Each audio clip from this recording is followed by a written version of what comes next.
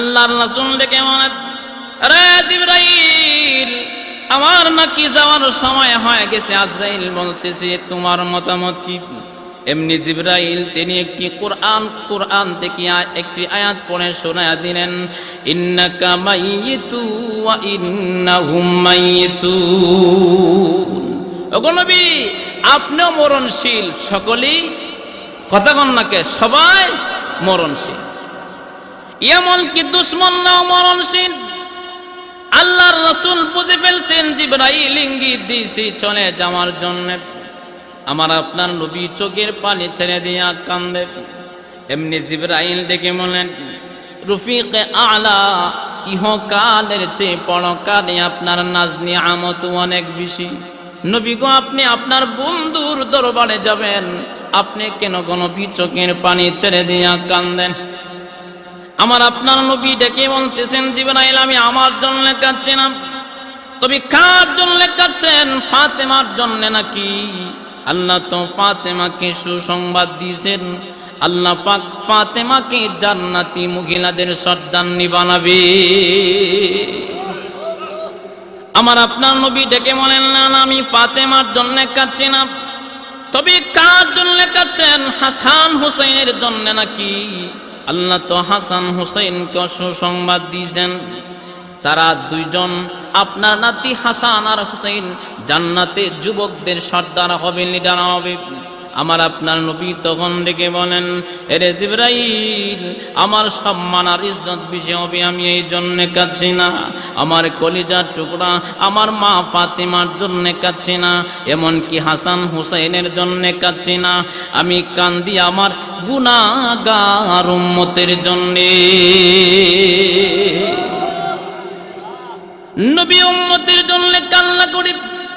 জিবরাইল ডেকে বলেন, ইয়া রাসূলুল্লাহ, ইয়া হাবিবাল্লাহ, ওগো আল্লাহর নবী, উম্মতের জন্য আপনার কান্না করতে হবে না। আপনার উম্মতেরা পৃথিবীর যে কোনো প্রান্তে আপনার নামে দরুদ পড়বে, আপনার কাছে তার ঠিকানা সহ পৌঁছে দেওয়া হবে। এমনকি আল্লাহ পাক একজন ফেরেশতা বানায়া রাখছেন, পৃথিবীতে যত মানুষ আছে ততটা ফেরেশতার কান আছে। এমনি নবীজি ডেকে বলেন, জিবরাইল সব, আমি আমার উম্মতের খবর পাবো কি পাবো না, আমি এই জন্য কাঁদছি না। আল্লাহ পাক তো আমাকে জানায়া দিয়েছিলেন, মা কানাল্লাহু লিয়ুআযিবাহুম ওয়া আনতা ফীহিম। আল্লাহর রাসূল বলেন, হে জিবরাইল, আল্লাহ পাক বলেছেন, নবী গো, আপনি যেখানে আছেন আমি তাদেরকে গজব দেব না। হে জিবরাইল, যদি আমি নবী দুনিয়া থেকে বিদায় হয়ে যায়, আল্লাহ পাক যদি আমার উম্মতি মুহাম্মাদকে গজব দিয়ে শেষ করে ফেলে। আল্লাহ 1800 টাকা পুরস্কার পেয়েছেন।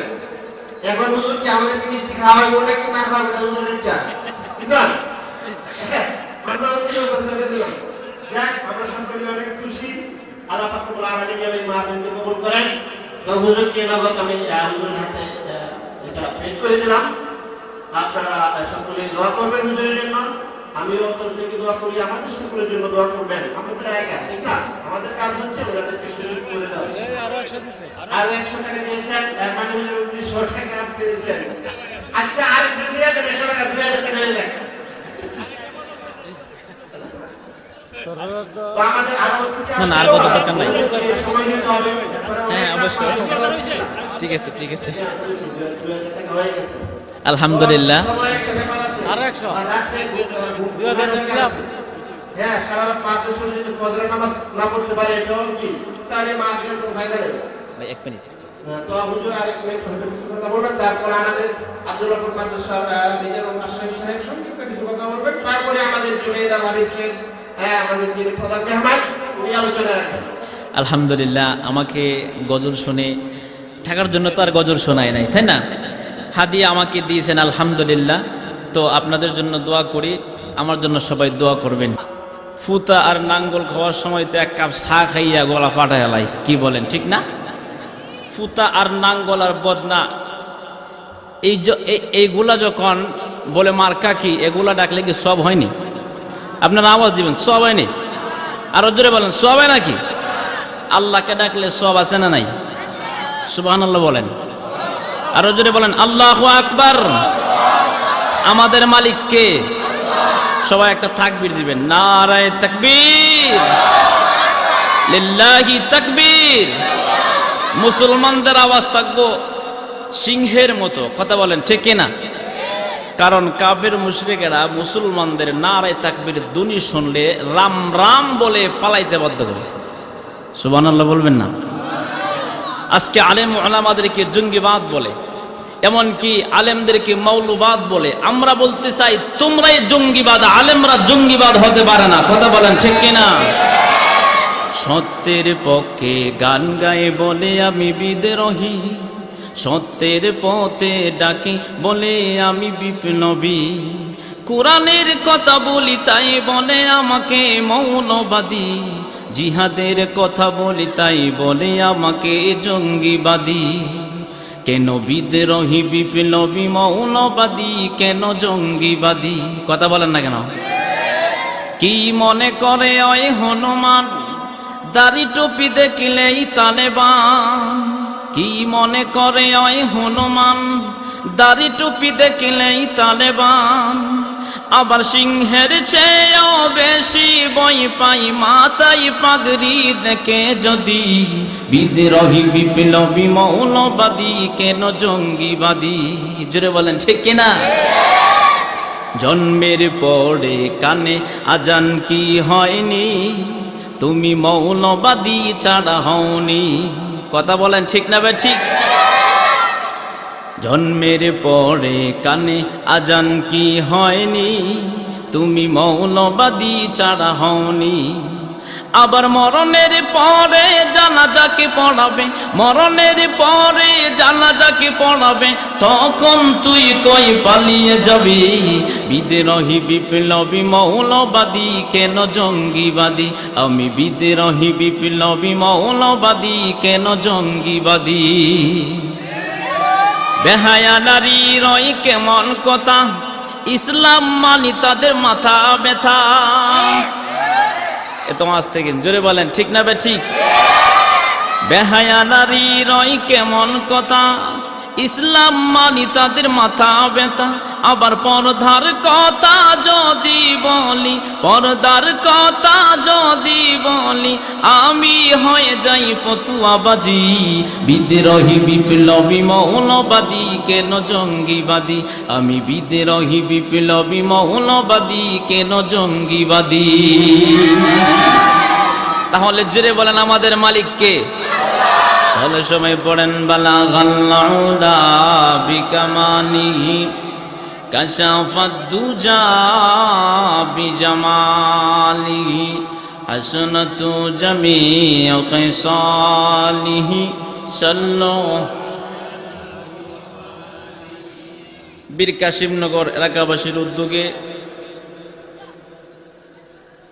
12তম বার্ষিক ইসলামী মহাসম্মেলনের চলমান অধিবেশনের সম্মানিত সভাপতি জনাব মুহাম্মদ রফিকুল ইসলাম চম্পক সাহেব, উপস্থিত সহসভাপতি মৌলভী আহমদ হাসান হারিস মিয়া সাহেব, আলহাজ ইলিয়াস মিয়া সাহেব, আলহাজ হজরত মৌলানা প্রধান বক্তা যিনি আনিসুর রহমান সাহেব, উপস্থিত হজরত উলামায়ে কেরাম, তুলাবায়ে আজম, দূরান্ত থেকে আগত আমার প্রাণপ্রিয় মুরব্বিয়ানে আজম, আগামী দিনের ভবিষ্যৎ নতুন প্রজন্মের আমার প্রাণপ্রিয় যুবক ভাইয়েরা, পর্দার আড়ালে আমার সম্মানিতা মা এবং বোনেরা, মহান আল্লাহ পাকের দরবারে শুকর যিনি আমাদেরকে পবিত্র মাহফিলে জান্নাতের টুকরা বাগানে আসার বসার তৌফিক দান করেছেন, সে আল্লাহ পাকের দরবারে আমরা শুকর আদায় করছি বলে শুকরিয়াতান আলহামদুলিল্লাহ। আমি আপনাদের সামনে কথা বলবো তখন যখন একজন মানুষের, একজন মুসলমানের জমানো বন্ধ রাখবেন না, আমাকে সহযোগিতা করবেন। রাজি আছেন তো? গানের মঞ্চ গেলে নেক পাওয়া যায়, ঠিক না? নি আপনারা মাতেন না কেন? ঠিক না? ওয়াজের মাহফিল আইলে কি কন নেক পাওয়া যায় কিনা? গানের মঞ্চ গেলে তাড়া পড়ে, আর মাহফিল আইলে রহমত নাজিল হয়। যতক্ষণ বসে থাকবেন ততক্ষণ আল্লাহর রহমতের সকিনা ঝরতে থাকবে উপরে, সুবহানাল্লাহ। জীবনের গুনাহ মাফ হতে থাকবে আর আমল নামায় নেক করতে থাকবে। এখন যদি আপনি শয়তানরে খুশি করার লেগা ফেসবুক টিপেন, একজনে মিস কল মারতেছেন, কথা বলতেছেন, ডিস্টার্ব করতেছেন, তাহলে কিন্তু প্রবলেম। কথা বলেন ঠিক কিনা? আমি আলোচনা শুরু করবো ইনশাল্লাহ, কয়েক মিনিট কথা বলবো। সবাই একটু হাতটা তুলে আল্লাহকে দেখান তো, নাড়াচাড়া দেন, নাড়াচাড়া দেন, জোরে বলেন আল্লাহু আকবার। হাত নামান, আমারে হা হো অথবা না বইলা একটু সহযোগিতা করবেন। রাজি আছেন তো ইনশাআল্লাহ? আমি আপনাদের সামনে পবিত্র কোরআন শরীফের যে আয়াতগুলো আমি তিলাওয়াত করেছি, আল্লাহ পাকের কোরআনুল কারীম থেকে একটি আয়াত আপনাদের সামনে আমি তিলাওয়াত করেছি।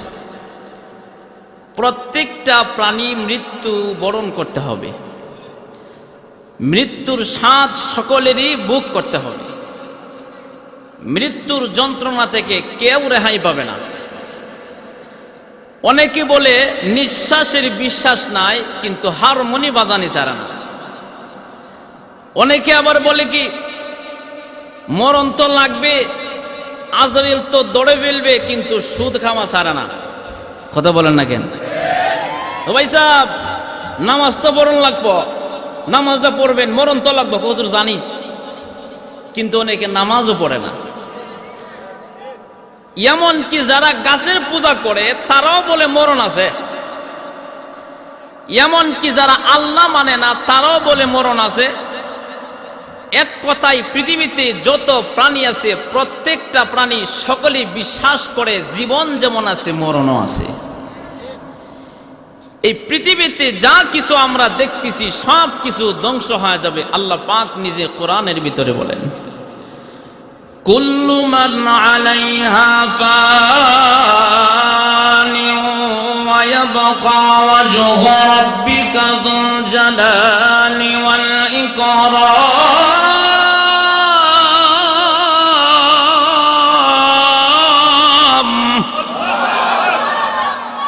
এই পৃথিবীতে যা কিছু আছে সব কিছু ধ্বংস হয়ে যাবে, একমাত্র বাকি থাকবেন সম্মান ও মর্যাদার অধিকারী। জোরে বলেন তো কে? আরো জোরে বলেন কে?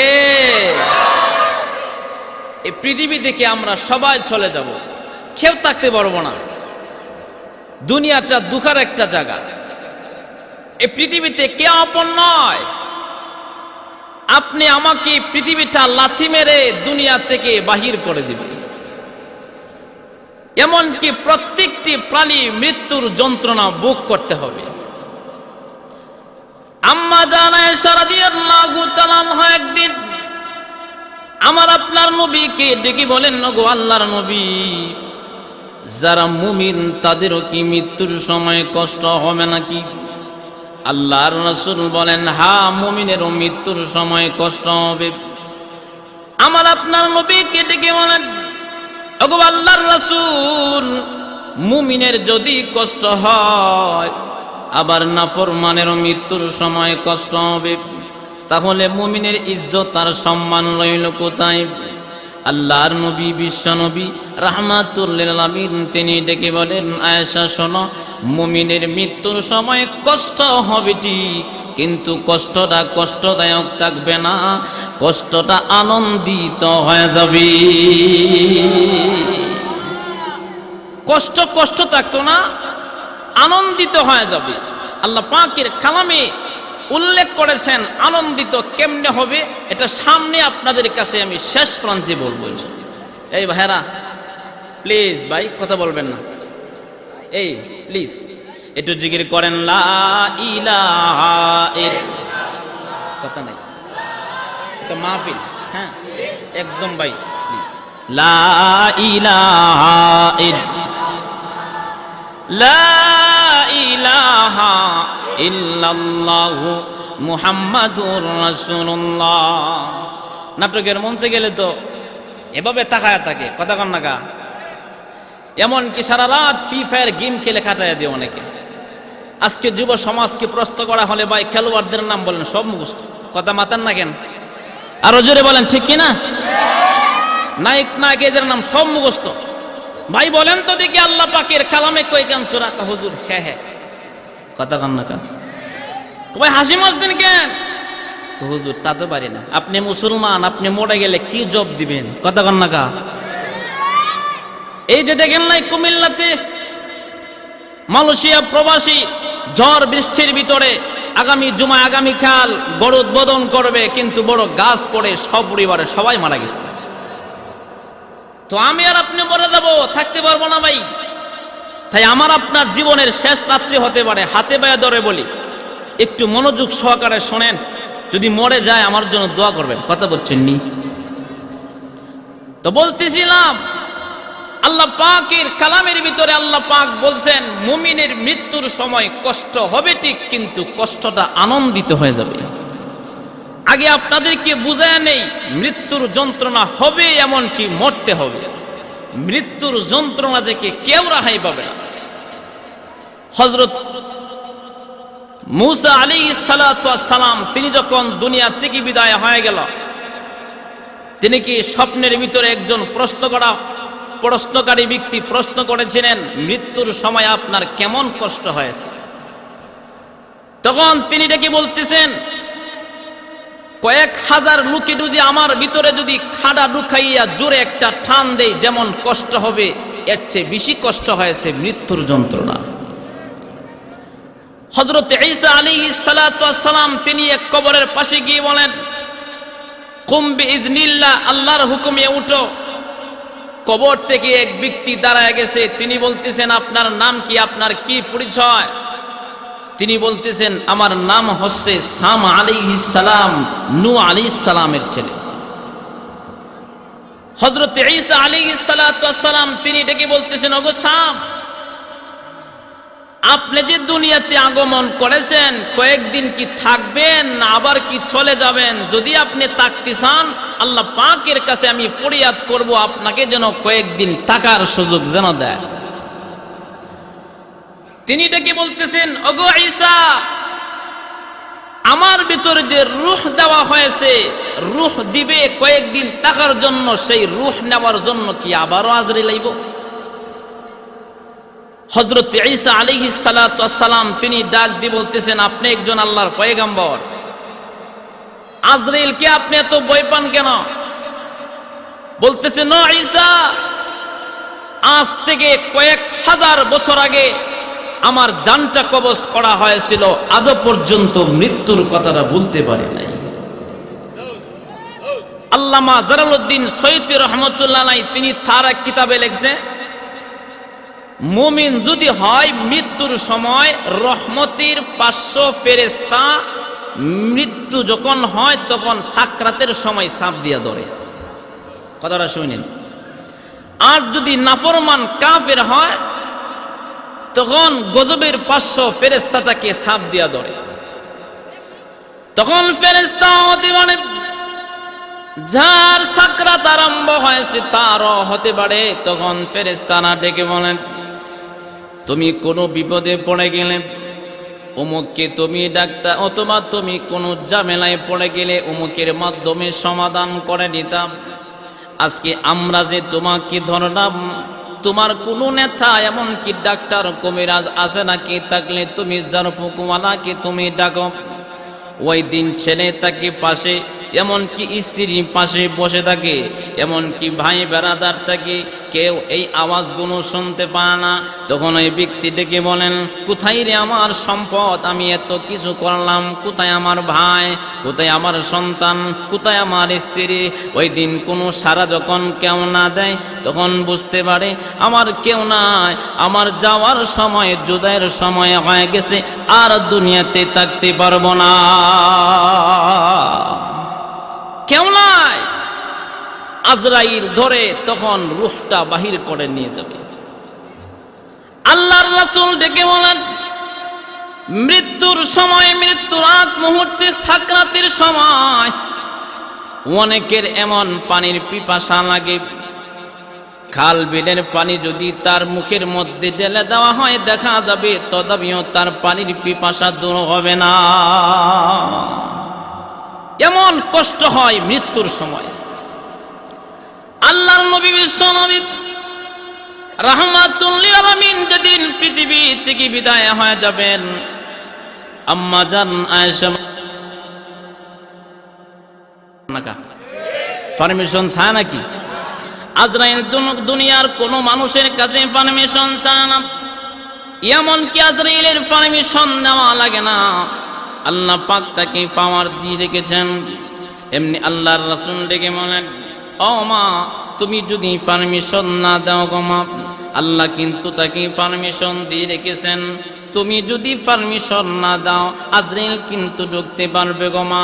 তুমি বলে দাও আমি নবীজি বলেছি আজরাইলকে ঢোকার জন্য। আজরাইলকে এবার পারমিশন দেওয়া হলো। আল্লাহর রাসূলকে গিয়ে বলেন, আসসালাতু ওয়াসসালামু আলাইকা ইয়া রাসূলুল্লাহ ইয়া হাবিবাল্লাহ। ওগো আল্লাহর রাসূল, আল্লাহ আমাকে পাঠিয়েছেন আপনাকে নিয়ে যাওয়ার জন্য। যদি থাকতে চান আল্লাহ বলেছে আপনার হায়াত বাড়ায় দেবে, কোনটা করবেন? আল্লাহর নবী তখন ডেকে বলেন, এরে আজরাইল, আমি যাব কি যাব না তুমি একটু অপেক্ষা করো, হাত্তা ইয়াতিয়ানি জিবরাইল, যতক্ষণ পর্যন্ত জিবরাইল আমার কাছে না আসছে। জিবরাইল নবীজির কাছে আগমন করলেন। আল্লাহর রাসূল ডেকে বলেন, আরে জিবরাইল, আমার নাকি যাওয়ার সময় হয়ে গেছে। আজরাইল বলতেছে, তোমার মতামত কি? এমনি জিবরাইল তিনি একটি কোরআন থেকে একটি আয়াত পড়ে শোনায়া দিলেন, ইন্নাকা মাইয়িতু ওয়া ইন্নাহুম মাইয়িতুন। ওগো নবী, আপনিও মরণশীল, সকলেই কথা কন্যাকে সবাই মরণশীল, এমনকি দুশমনরাও মরণশীল। আল্লাহর রাসূল বুঝে ফেলছেন জিবরাইল ইঙ্গিত দিয়েছে চলে যাওয়ার জন্য। আমার আপনার নবী চোখের পানি ছেড়ে দিয়া কান্দে। এমনি জিবরাইল ডেকে বলেন, রফিকে আলা, ইহকালের চেয়ে পরকালে আপনার নাজ নিয়ামত অনেক বেশি। নবী গো, আপনি আপনার বন্ধুর দরবারে যাবেন, আপনি কেন নবী চোখের পানি ছেড়ে দিয়া কান্দেন? আমার আপনার নবী ডেকে বলতেছেন, জিবরাইল, আমি আমার জন্য কাঁদছি না, তবে কার জন্য কাঁদছেন? ফাতেমার জন্য নাকি? আল্লাহ তো ফাতেমাকে সুসংবাদ দিয়েছেন, আল্লাহ পাক ফাতেমাকে জান্নাতি মহিলাদের সর্দারনি বানাবে। আমার আপনার নবী ডেকে বলেন, না না, আমি ফাতেমার জন্য কাঁদছি না, তবে কার জন্য কাঁদছেন? হাসান হুসাইনের জন্য নাকি? আল্লাহ তো হাসান হুসাইনকে সুসংবাদ দিয়েছেন, তারা দুইজন, আপনার নাতি হাসান আর হুসাইন জান্নাতে যুবকদের সর্দার হবে, লিডার হবে। আমার আপনার নবী তখন ডেকে বলেন, এরে জিবরাইল, আমার সম্মান আর ইজ্জত বেশি হবে, আমি এই জন্য কাঁদছি না। আমার কলিজার টুকরা আমার মা ফাতেমার জন্য কাঁদছি না, এমনকি হাসান হুসাইনের জন্য কাঁদছি না, আমি কান্দি আমার গুনাহগার উম্মতের জন্য। নবী উম্মতের জন্য কান্না করি। জিবরাইল ডেকে বলেন, ইয়া রাসূলুল্লাহ ইয়া হাবিবাল্লাহ, ওগো আল্লাহর নবী, উম্মতের জন্য আপনার কান্না করতে হবে না। আপনার উম্মতেরা পৃথিবীর যে কোনো প্রান্তে আপনার নামে দরুদ পড়বে, আপনার কাছে তার ঠিকানা সহ পৌঁছে দেওয়া হবে। এমনকি আল্লাহ পাক একজন ফেরেশতা বানায়া রাখছেন, পৃথিবীতে যত মানুষ আছে ততটা ফেরেশতার কান আছে। এমনি নবীজি ডেকে বলেন, জিবরাইল সব, আমি আমার উম্মতের খবর পাবো কি পাবো না, আমি এই জন্য কাঁদছি না। আল্লাহ পাক তো আমাকে জানায়া দিয়েছিলেন, মা কানাল্লাহু লিয়ুআযিবাহুম ওয়া আনতা ফীহিম। আল্লাহর রাসূল বলেন, রে জিবরাইল, আল্লাহ পাক বলেছেন, নবী গো, আপনি যেখানে আছেন আমি তাদেরকে গজব দেব না। রে জিবরাইল, যদি আমি নবী দুনিয়া থেকে বিদায় হয়ে যায়, আল্লাহ পাক যদি আমার উম্মতি মুহাম্মাদকে গজব দিয়ে শেষ করে ফেলে, আল্লাহ পাক যদি আমার উম্মতি মুহাম্মাদকে গজব দিয়ে শেষ করে ফেলে, এমনি আল্লাহ পাক তখন ডেকে বলে, জিবরাইল শোনো, আমার বন্ধুকে ডেকে বলে দাও, আমার বন্ধুর উম্মতের জন্য কান্না করতে হবে না, আমি আল্লাহ নিজেই তার উম্মতের জিম্মাদার হয়ে গেলাম। এবার আল্লাহর রাসূল আজরাইলকে বলতেছে, আজরাইল, তুমি আবার তোমার জান কবজ করা শুরু করো। আজরাইল এবার নবীজির সিনাতে যখন হাত রাখছেন, আল্লাহর রাসূল তখন ডেকে বলেন, এরে আজরাইল, তুমি কি তোমার হাত রেখেছ? মনে হয় উহুদ পাহাড়টা যেন আমার সিনায় আয়না রেখে দিয়েছো। এমনি আল্লাহর রাসূলকে আজরাইল ডেকে বলতেছেন, ওগো আল্লাহর রাসূল, এত সহজে কোনদিন কারো জানবেন কোনি নাই, আর কোনদিন করব না। আমার আপনার নবী একটি পাত্রের মধ্যে হাত ভিজায়, হাতটা আবার মুখের মধ্যে মালিশ করে আর বলেন, আল্লাহুম্মা বির রফিকিল আ'লা, আল্লাহুম্মা ইন্নী আউযু বিকা মিন সাকরাতিল মাউত ওয়া গামারাতিল মাউত। সাকরাতের যন্ত্রণা বুঝি এত কষ্ট, মৃত্যু যন্ত্রণা বুঝি এত কষ্ট। আমরা সমাজের ভিতরে দেখতে পাই অনেকে মৃত্যুর সময় প্রস্রাব পায়খানা করে দেয়, এমনকি জিহ্বাটা কামড়াইয়া ধরে রাখে, প্রায় অনেকটা জায়গা কেটে যায়। কথা বলেন ঠিক কিনা? এমন কষ্ট হয়। তাহলে আমার আপনার নবীর যদি এমন কষ্ট হয়, তাহলে আমাদের কেমন কষ্ট হতে পারে? এজন্য আল্লাহ পাক কুরআনুল কারীমের ভিতরে বলেন, যারা মুমিন তাদের মৃত্যুর সময় কোনো ভয় নাই। আল্লাহ পাক নিজে বলেন, আল্লাহ তাখাফু ওয়ালা তাহজানু ওয়া আবশিরু বিল জান্নাতিল্লাতী কুনতুম তুআদুন।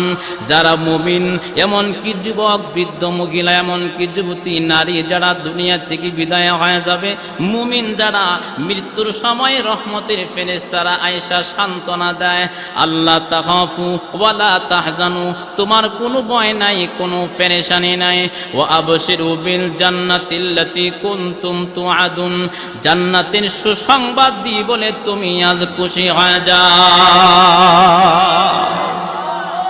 এমন কি নাফরমানের জান কেমন করে কবজ করা হবে, আর মুমিনের জান কেমন করে কবজ করা হবে? আমাদের উস্তাদগণ কিতাবের ভিতরে কিছু উদাহরণ নিয়ে আসছে। কি গণ, আপনাদের কি শোনাবো ইনশাআল্লাহ? না কষ্ট হচ্ছে আপনাদের? এই মিছে দুনিয়ার মায়া জালে পড়িয়া, মরণেরই কথা গেছ বলিয়া, যেদিন আজরাইলে সেই মারবে তাবা, রক্ষা পাবে না জানি বেকারিয়া। আপনারা বলেন, এই মিছে দুনিয়ার মায়া জালে পড়িয়া, মরণেরই কথা গেছ বলিয়া, করেছ দালান কোটা বাড়ি গাড়ি, কবরেতে যেতে হবে সবই ছাড়ি। কথা বলেন না কেন? না নিয়ে যাবেন?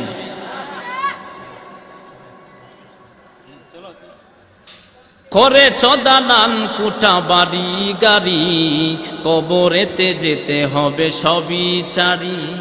3.5 হাত সেই মাটির গড়ে, তাকিবে সেদিন তুমি একা পড়িয়া।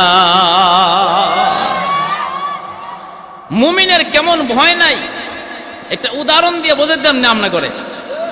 কারণ মুমিন যারা, তাদের কাছে ফেরেশতারা এসে সালাম দেয়। সুবহানাল্লাহ বলবেন না? সালামুন কাওলাম মির রাব্বির রহিম।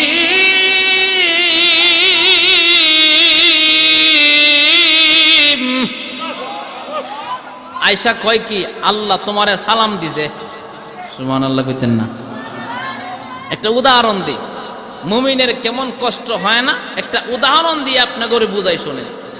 দেখবেন আমাদের এলাকায় স্বাভাবিক খতমা যখন পড়ায়, মুসলমানি পড়ায়, গ্রামে বাসায় কয় খতমা পড়ায়, সুন্নতি খতমা। তো আমরার সময় দেখছি যে আজম সাহেব যখন বাড়িতে আসে, তখন কেউ ভয়ে না জানে কি খাইতে লাই, কথা এখন ঠিক না, কেউ গিয়া গোয়াল ঘরে পলায় থাকে, কেউ গিয়া বাথরুমের দরজা লাগাইয়া পলায় থাকে, এমনকি কেউ যাইয়া চকির নিচে শুয়ে থাকে। আজম সাহেব বাড়িতে আসছে, আপনাকে লাগায় কি ডাকে আমি জানি না, গনি ডাকে। তো আজম সাহেবের এক জায়গায় রুমে বসায়া বাবাই গিয়া খুঁজে, বড় ভাই গিয়া খুঁজতে আরম্ভ করে, ডাকতেছে, কই আব্দুল্লাহ, কই অমুক তমুক, কোন সময় আজম বেড়ারা বিদে করে দিছে।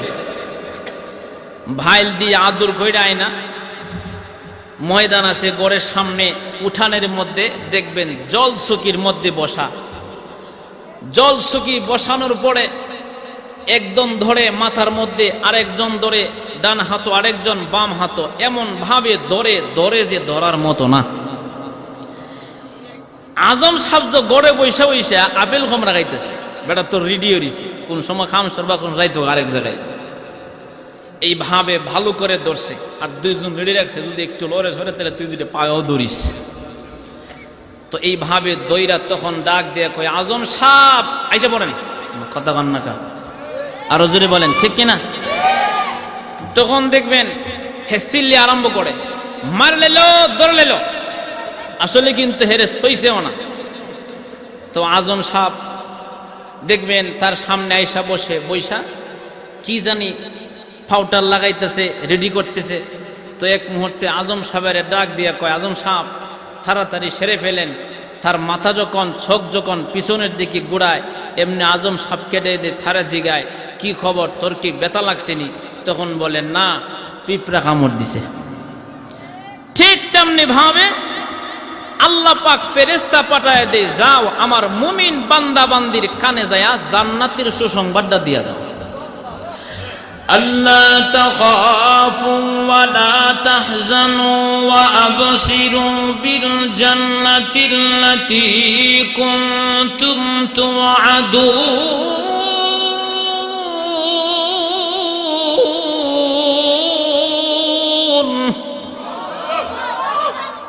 আয়েশা কয় কি জানেন, আল্লাহ তাখাফু ওয়া লা তাহজানু, তোমার কোনো ভয় নাই, কোনো পেরেশানি নাই, ওয়া আবশিরু বিল জান্নাতিল্লাতী কুনতুম তুআদুন, জান্নাত সামনে তুইলা ধরে।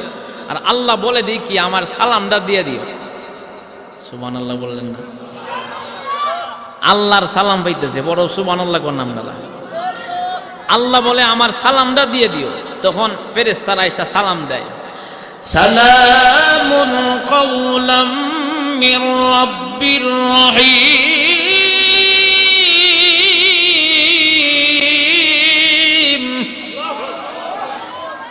যখন ফেরেশতারা ধরছে, জানলই যে বোকা, সব দেখে আত্মার যন্ত্র দেখে ওই যে আজম বেটার মতো সব স্থিরাইতেছে। এক মুহূর্তে আল্লাহর সালাম দিছে, ওয়া আবশিরু বিল জান্নাতিল্লাতী কুনতুম তুআদুন, জান্নাতের সুসংবাদ দে, অথবা জান্নাতের চিত্র যখন সামনে তুইলা ধরে, তখন আল্লাহ তোমারে সালাম দিছে, যাইতা জান্নাত দেখছুনি? কহ দেখছি, জান্নাতও যাইতা। তখন আল্লাহ আমারে সালাম দিছে। সুবহানাল্লাহ কইতেন না? ওই সময় ব্যক্তি না আমার হাজারো কষ্ট হলেও সেই ব্যক্তির জানটা কোন সময় নিয়ে যাই কইতে পারে না গো। মুমিন যারা মৃত্যুর সময় কোনো ভয় নাই, এমন কি জানটা এমন করে কবজ করা নিয়ে যায়, তিল পরিমাণ টের পায় না, এমন কি নাফরমান জানা। আল্লাহর রাসূল বলেন, নাফরমানের মৃত্যুর সময় এমন কষ্ট হয়, একটা জেতা বকরির চামড়া যদি ঠান্না সিরিয়া ফালা হয় যেমন কষ্ট হয়, এর চেয়ে বেশি কষ্ট হয় একজন নাফরমানের জান কবজ করার পরে। এমন কি তাকে গোসল করাইতে যায়, তখন বলে তোমরা আমাকে আসতে দাও, মাসি বসলেও ব্যথা পায়, কবরের দিকে নিয়ে যাবি। নাফরমান ডেকে বলেন, আমাকে তোমরা কবরে নিয়ে যাও না। এমনকি মুমিন যারা জান্নাতের সুসংবাদ পাইছে, এমনকি আল্লাহর সালাম পাইছেন, তখন সেই ব্যক্তি ডেকে বলেন, তোমরা কারা গো, তাড়াতাড়ি আমাকে তোমরা গোসল করাও, আমাকে তাড়াতাড়ি তোমরা কবরের দিকে নিয়ে যাও। তখন মুমিনকে যখন কবরের মধ্যে শুমাইয়া দেওয়া হয়, আল্লাহ পাক তখন ফেরেশতাদেরকে বলেন, আরে ফেরেশতারা, আমার বান্দা জীবনে অন্যায় করে নাই, অপরাধ করে নাই, আমার বান্দা নামাজ পড়েছে, পবিত্র বান্দা কবরের ভিতরে আসছে, জান্নাত আর বান্দার মধ্যে কালেকশন জোড়া দিয়ে দাও, কিয়ামত পর্যন্ত আমার বান্দা জান্নাতের সুঘ্রাণ পাইতে থাকো। বক্তা চলে আসছে, মিস কল চলে আসছে, কথা বুঝছেননি? তো অল্প সময়, আমি আগেই বুঝছি, অল্প সময় আলোচনা গুছানো যায় না, কি কথা ঠিক না ঠিক? একদম সংক্ষেপে যা বলেছি, আল্লাহ পাক আমাদের সকলকে মৃত্যুকে যেন আমরা ইমানের সাহিত্য বরণ করতে পারে, পবিত্র হয়ে যেন আমরা কবরে যেতে পারে, সেই তৌফিক আল্লাহ আমাদেরকে দান করুক। জোরে বলেন আমিন।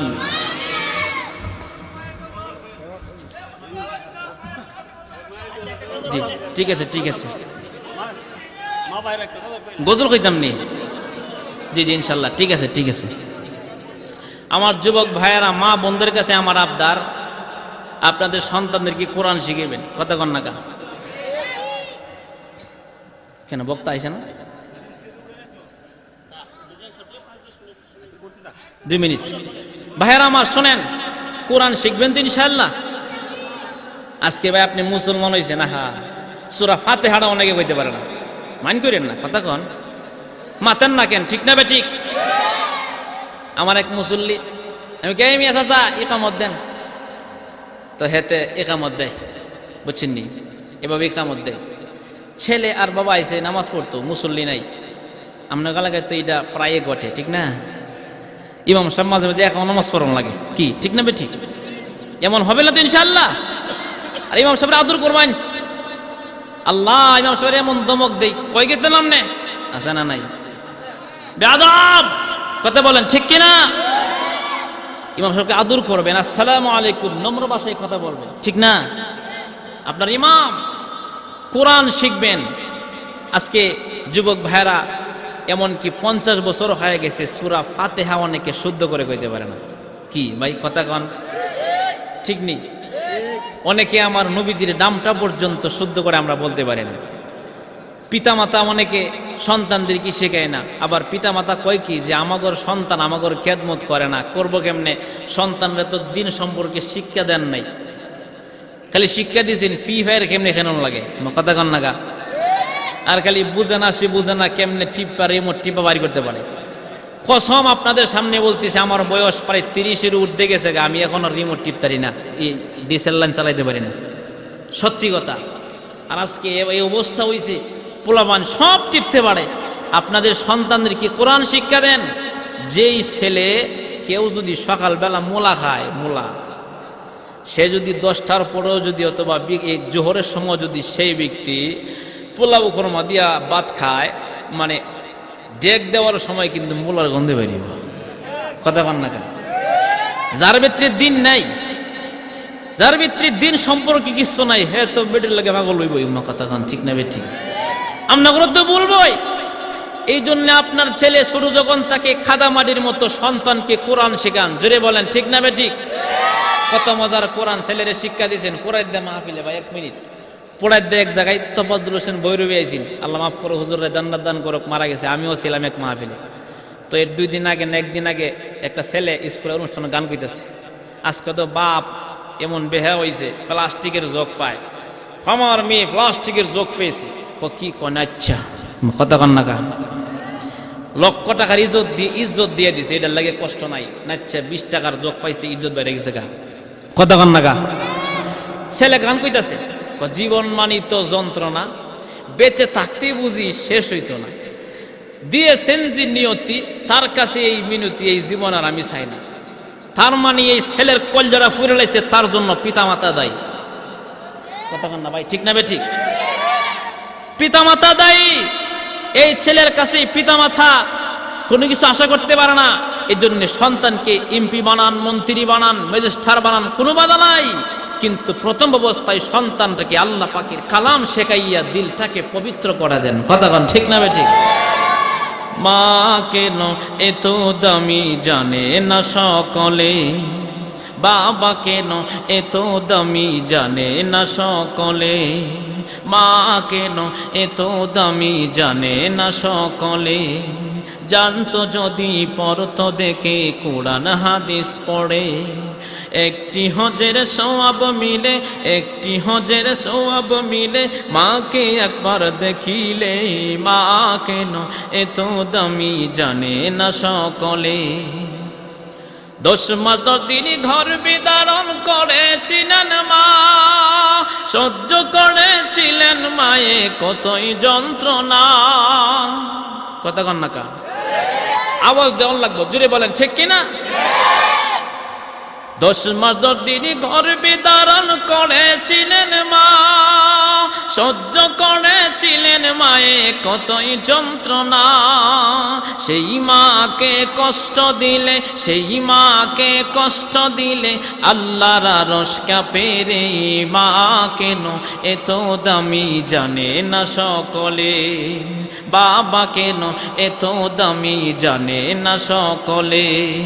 জানতো যদি পড়তো দেখে কোরআন হাদিস পড়ে, একটি হজের সওয়াব মিলে, একটি হজের সওয়াব মিলে। মা কি একবার দেখিলে, মা কেন এত দামি জানে না সকলে। 2টি বছর পান করালো মায়ের বুকের দুধ, কুলে পিঠে নিয়ে বাইরে দিল কত সুখ। বুঝতে পারবেন? আজকে রাস্তাঘাটে ডাকাতি হয়, প্রাইভেট কার ডাকাতি, লঞ্চ ডাকাতি, ডাকাতি সবচেয়ে বড় ডাকাত যে সন্তান পিতামাতাকে বলে যায়। কথা বলেন ঠিক কিনা?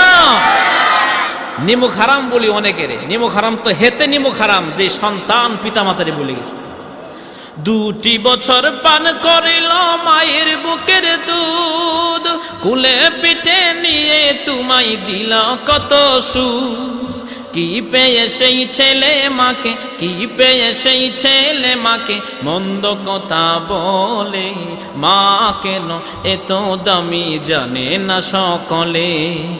জানতো যদি পড়তো দেখে কোরআন হাদিস পড়ে, একটি হজের সওয়াব মিলে, একটি হজের সওয়াব মিলে।